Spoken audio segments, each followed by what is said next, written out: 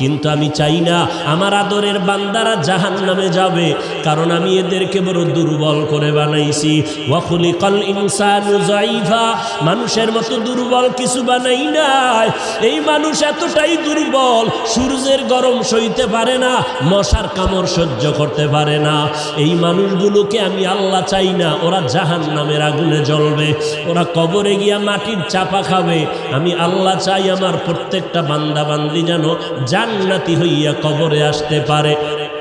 এরপরেও যারা মেজাজটা গরম করিয়া দুনিয়ার মোহে পড়িয়া আমি আল্লাহর সাথে গাদ্দারি করিয়া আলেম ওলামাদের বিরুদ্ধে চলে যাবি, তোরা একটু শুনিয়া রাখ, আল্লাহর কোরআনের ঘোষণা শুনিয়া রাখ। আল্লাহর কোরআনটা কেমন সত্য, আজও পর্যন্ত কোরআনের চ্যালেঞ্জ কোনো বেঈমান গ্রহণ করতে পারে নাই। আজও পর্যন্ত কোরআনে একটা ভুল কেউ বের করতে পারে নাই। ওই কোরআনটা এত সত্যই যে বিধর্মীরা চ্যালেঞ্জ দিয়া কোরআনের ভুল বের করতে গিয়া কালেমা পরে মুসলমান হয়ে গেল, হিন্দু মুসলমান হলো, ইহুদি মুসলমান হলো, খ্রিস্টানেরা মুসলমান হলো, বৌদ্ধ ধর্মের লোকেরা মুসলমান হয়ে গেল। আমার নবী কেমন সত্যবাদী নবী, 63 বছর জীবনে ভুলেও কখনো একটা মিথ্যা কথা বলেন নাই। ও এলাকার মুসলমান, একটা মানুষ দ্বিতীয় একটা মানুষের নাম বলো।